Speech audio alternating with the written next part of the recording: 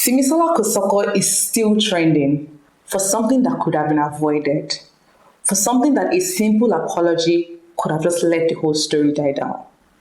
Do you think she's doing too much? Do you think ex-users are doing too much for digging into something that has happened about 13 years ago?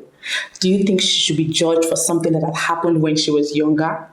And I mean, she's older now and she has changed, I think, or rather, she's making us think that she has changed the narrative of herself. But do you think that the law should still take its course? All of this will be discussed in Entertainment Scope.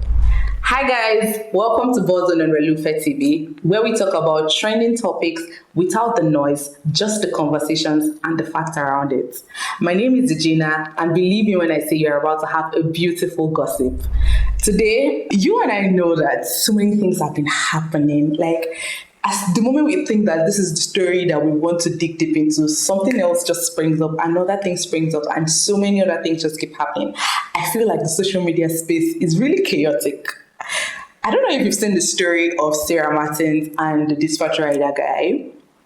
I mean, the dispatch rider is someone that had a crush on Sarah, a random guy that kept sending her messages of how, oh, I like you, this, that. I think she got angry and blocked him. Eventually, she felt like what she did was too irrational, and she unblocked him and invited him for a date. Very cute, very perfect.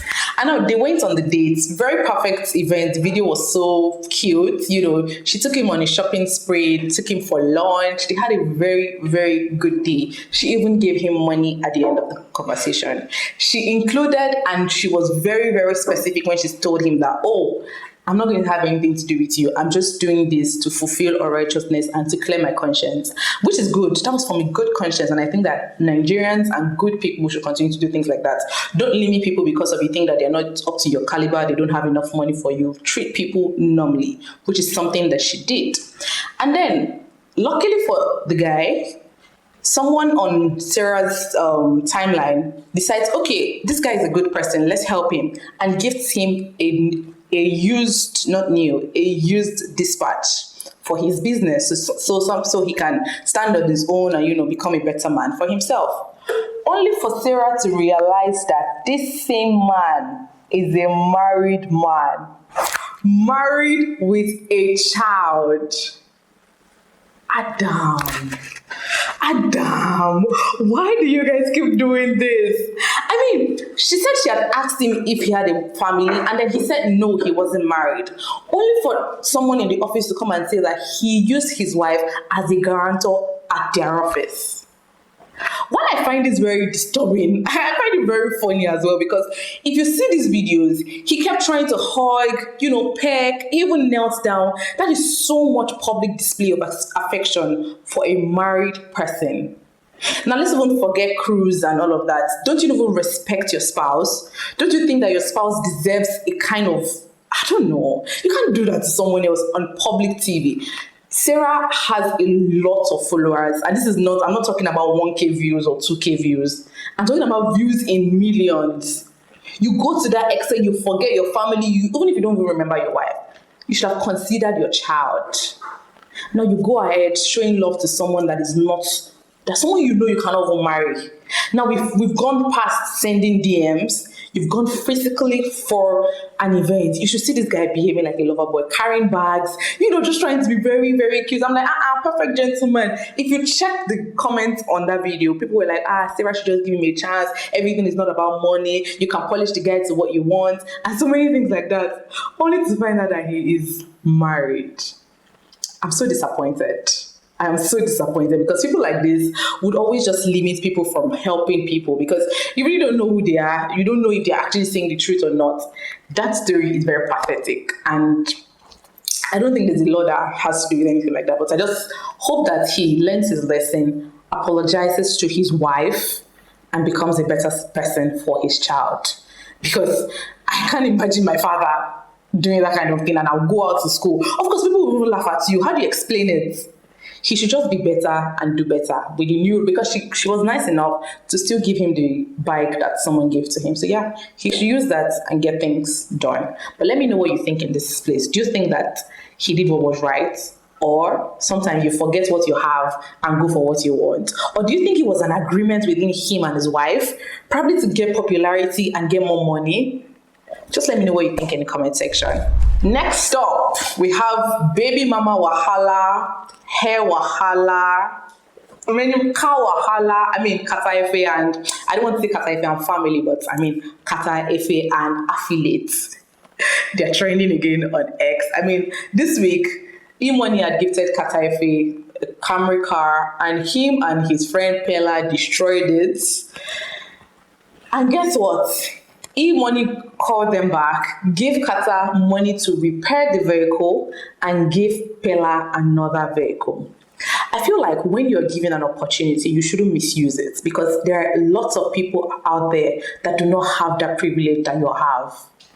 Imagine giving a car to someone that actually needs it, probably for Uber or something that will be useful. But then they give you a car and you start playing with it. I saw videos of them throwing stones on the windscreen, doing so many things that were uncalled for. This is something you know that if you bought with your own money, you will not do. But why do I say that? Pella batched his own car by himself because of content. I don't think cloud should be something. I feel like there should be a law that stops this thing, because we cannot always be just moving like we don't have courtesy. It's quite unfair. E-Money is the person with the money, and of course he didn't have a problem with it. He just wanted them not to ever try it again, and with his good heart still gave them money to repair it and still dashed Pella a new car.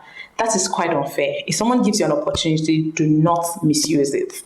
Then on Kata Efe's baby mama, Elma, she's trending because she sold a hair of 1.2 million naira to a certain lady, and the lady is complaining that the hair she sold to her is fake.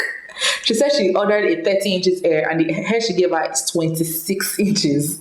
She said it was supposed to come with HD lace, but it's not coming with, it came with something else. And I don't think that you should put your business into jeopardy. Now she goes ahead to block the lady, which means that she knows what she has done. Because if you do not sell a bad hair or a bad goods, you wouldn't block your customer. You want them to be able to reach you again for more patronage, right? And then you block her, which means that there's so much problem and you know what you've done. I feel like building a business and building a brand is way beyond sales. Someone explained to me one time that when you have returning customers, that's when you've actually made sales. First-time customers are not making sales. And I believe that, because the more they come back, the more they build trust, the more they refer you, the more your brand grows. And then you sell a hair of 1.2 million naira, not 1,200, not 12,000 naira, 1.2 million naira.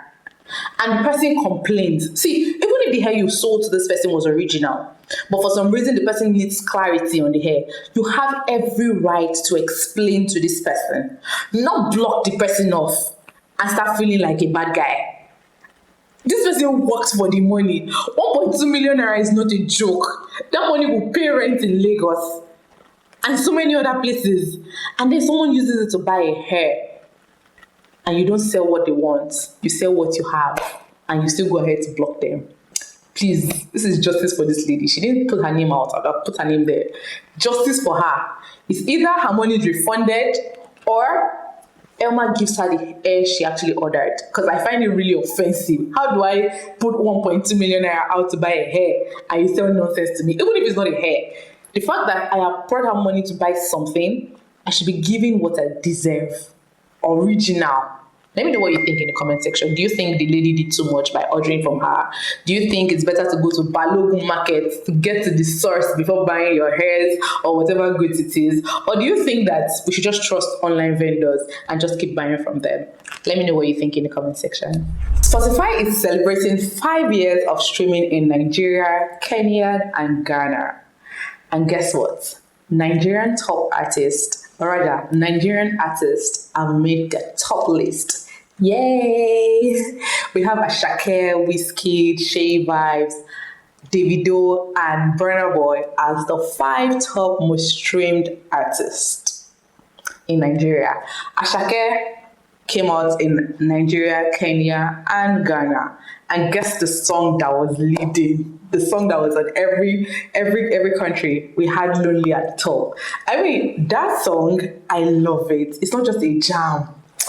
It's a serious jam. It was Lonely at the top on Apple Music for like 3 months straight. It was number 1. Every time I go and check top 100 songs, I will see Loli at the top. You see that title and that song like this. 5 and 6.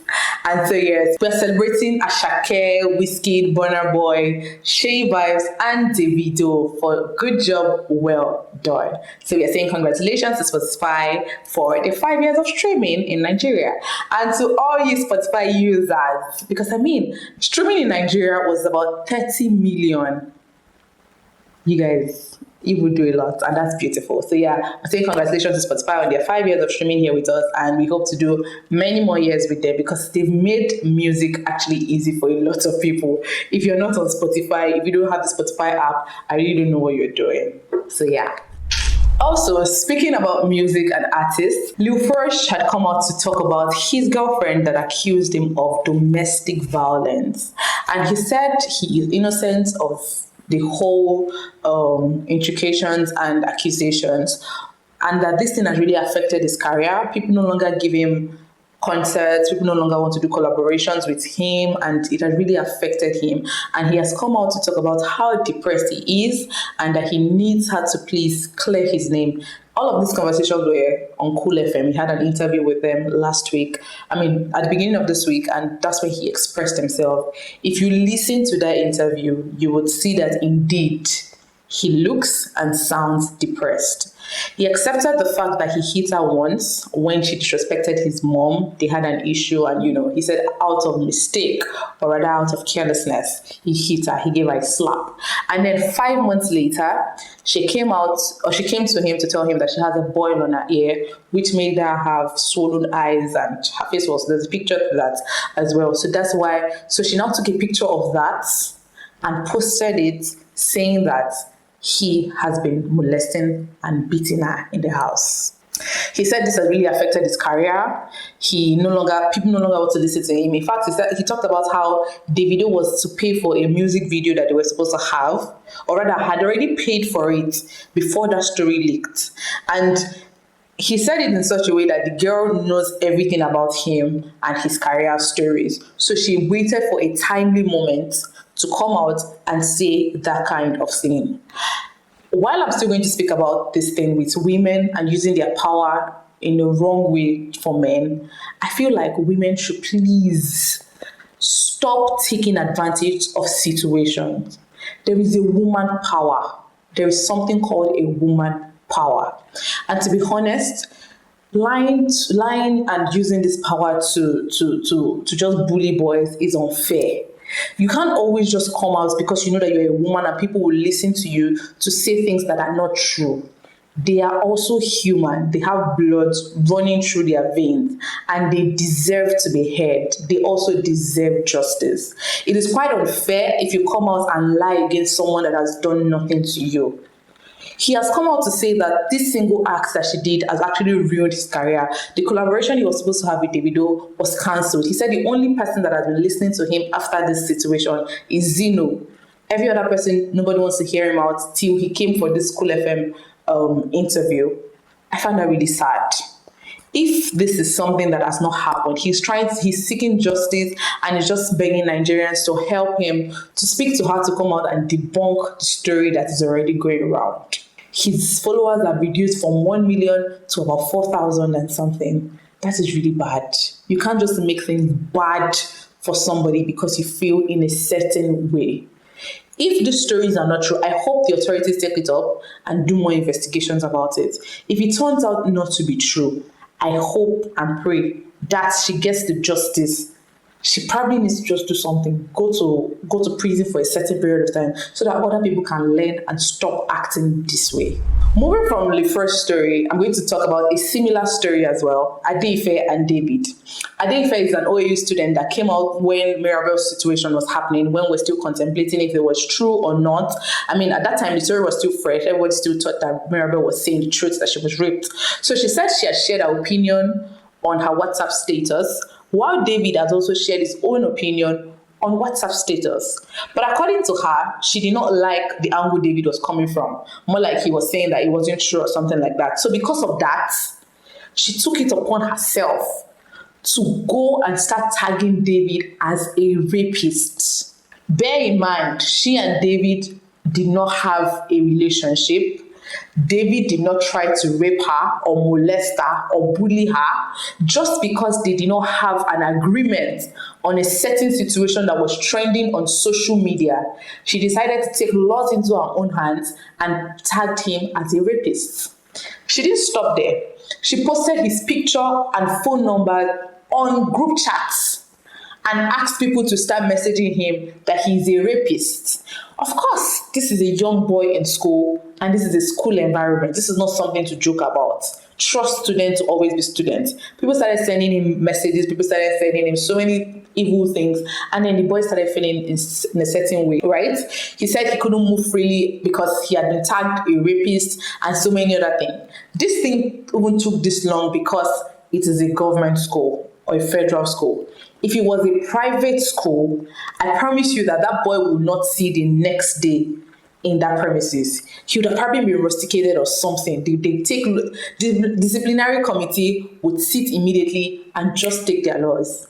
But because it's still a federal school, before the story had circulated, everybody just had that David was a rapist here and there. Before he eventually approached her, told his family members about it, they got a lawyer, and the lawyer asked Adeife to do a video debunking the situation. And guess what? She rendered an apology of how, oh, I'm sorry, David is not a rapist, he didn't do anything to me, I was just angry, it was just a decision I took at the spur of the moment, this. Okay, so good afternoon, everyone. I'm making this post to apologize to David as regards the post I made yesterday, calling him a rapist, accusing him of being a rapist because of his post. It was in the heat of the moment. I let my emotions take over me. That apology was not anything relating to the damage she had already done. Because how many people would you send that apology to? People that have sent him messages. He had gotten a lot of messages. His image had already been tarnished. Now he had to take you to make a video. And in that video, she didn't even look like she was really apologetic. It was still like a script, like she was saying. David family members did not stop there. They went ahead to invite their parents. Now, Adeife has not just put herself into trouble, she has put her innocent family members and parents into trouble. Now, they have given them a lawsuit of 15 million naira to pay for defamation of character and for damages for David. Now, her parents had to travel to Ile-Ife to have a physical meeting with David's parents and tender a physical apology. Not only has she put her parents into problem, she has just put them into ridicule. Because how would a parent travel all the way to Ile-Ife to apologize to another parent for something they know nothing about? Now, she's not just the one that is getting the repercussions of her action. She has dragged her family members into it. And the story that came out yesterday again is that she tried to commit suicide because David's family members have refused to remove the 15 million naira lawsuit. I'm very sure, of course, her parents would have probably been saying all sorts of things to her. Her siblings, her family members should have been getting a lot of calls. And you know how this thing works in African home, of how you have embarrassed us. She has actually embarrassed the family because of an action that could have been curtailed, because of an emotion that you could have controlled. Just because we have phones doesn't give us the right to just speak and act in certain manners. It's quite unfair. It's unfair to drag a man for something he did not do to you. Now, not only would this thing stop innocent people from speaking out, when people speak out again, we'll just think that it probably is one lie, it's one fabricated story here or there. We had Mirabel's own last week, we're having you this week. You don't always have to talk on the spur of the moment. You have to think before you talk, think before taking actions. It is way beyond your camera, it is way beyond your jurisdiction. You don't know where these things can get to. So I'm always telling people that before you take an action, think properly. What, when, and why, and how would this thing come out to you? It's very important. Now, she tried to commit suicide, and I think she forgot that attempted suicide is also an offense. Yoruba would say, Odiworo si woro, because you are still trying to come out of one trouble. You are entering another. If the government should take up this situation, it will be way more than false accusation. She will now be facing murder attempts, or rather, attempted murder. This is my call to Adeife. Adeife, you're a young girl, And I think you're very, very energetic. That's why you don't think before you do things. Things are not done that way. You don't use problem to solve problem. Sometimes you just need to calm down. Like, calm down. Think about situations before you take an action. Even if you commit suicide, your parents will pay that money. There was a tweet I saw. He said if she commits suicide, her parents will pay it. If her parents should commit suicide, the grandparents will pay it. If the grandparents should commit suicide, the ancestors will pay the money. While I feel like the 15 million naira is not enough, that money is not enough to pay for everything that she has done. I still feel like it is a price that I don't think she or her family members can afford. She's still a student. She doesn't work. It's really unfair that you put a bill that nobody knows anything about on an innocent family. So I think that David should reconsider.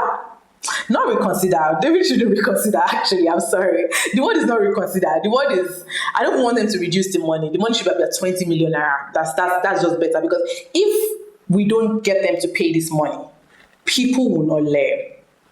If Mirabel was asked to pay a certain amount of money, I'm very sure that when the video started trending, she would have found a way to address the situation immediately before it escalated this way. So if someone doesn't actually pay for their damages, the rest will not learn.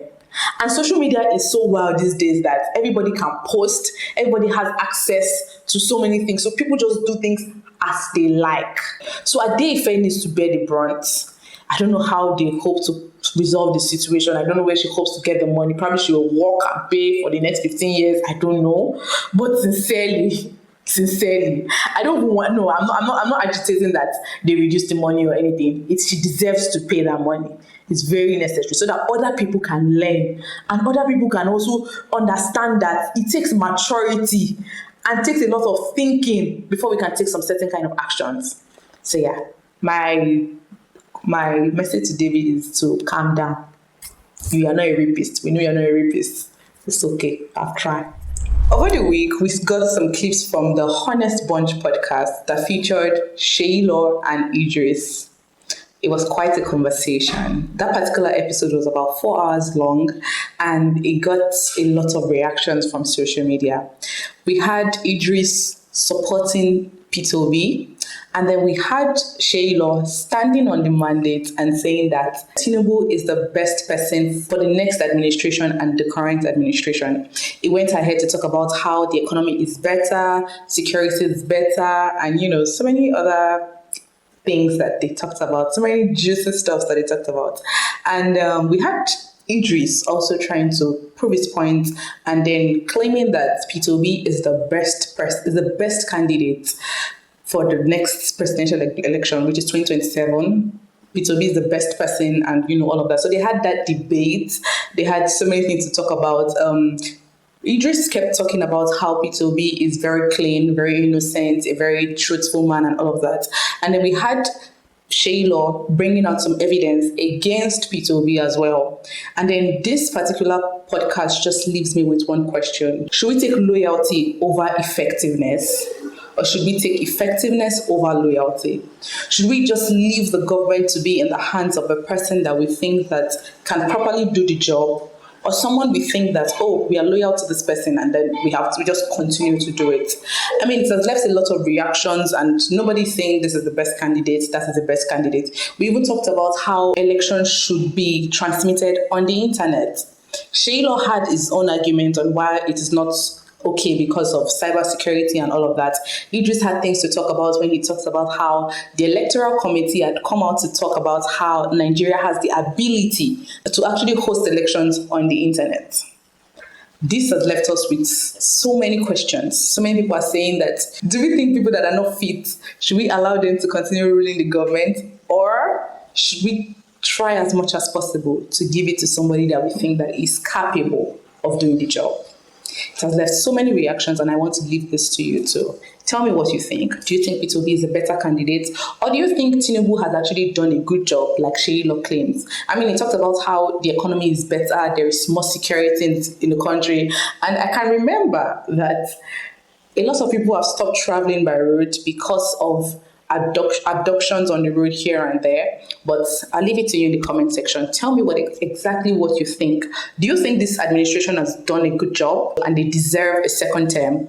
Or do you think they do not deserve a second term? They should be kicked out and Peter Obi should be the next person. Or if not Peter Obi, maybe someone else should be the one to take off this government. Let me know what you think in the comment section. Now on entertainment scope. Simola Kosako is still trending. This time around, because of old tweets that she had done about 13 years ago, people have gone to dig it up because it's actually contradicting what she stands for presently.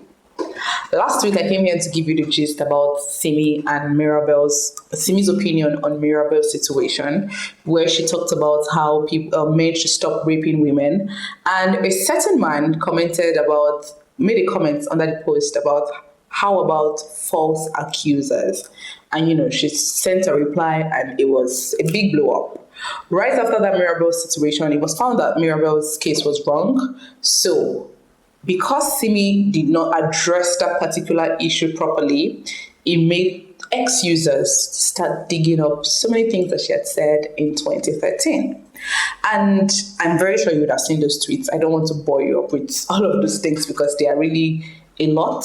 They're intriguing. They are the things that piss people off when you read them. So yeah, all the tweets that she had in 2013 were things channeled at kids, more like sexualizing kids, male kids for that matter, 4-year-old. I mean, most of those things, she was really particular about 4-year-old. And then it's making me think that what is it with Simola, a 23-year-old at that time, and a 4-year-old baby boy? Because this 4-year-old, that 4-year-old, this 4-year-old, I'm sure you've seen those tweets. And all those tweets are now pointing at Simi being an alleged pedophile. For context, pedophile is a person that sexualizes a child, a minor. And of course, all her tweets were centered around 4-year-olds. And then I've tried to think about the situation in so many ways. I've tried to think about probably it was just for content. Maybe she was naive. Maybe it was just something that she enjoyed doing at that time. But every time I think about it in this line, it still takes me back to the fact that the evidence are too much and it's not something that we should just sweep under the carpet. Because when I thought about it as being content, if she tweeted about a female child at a certain time, I would have said, okay, maybe it was just for content. But everything she did was basically about a male child, a small child trying to come and kiss her, touching her in a certain way, wanted to have his bags, asking for excuse. It kept being centered around a male child. If she did a tweet at a point that was for female, I would agree and argue that it was just for content.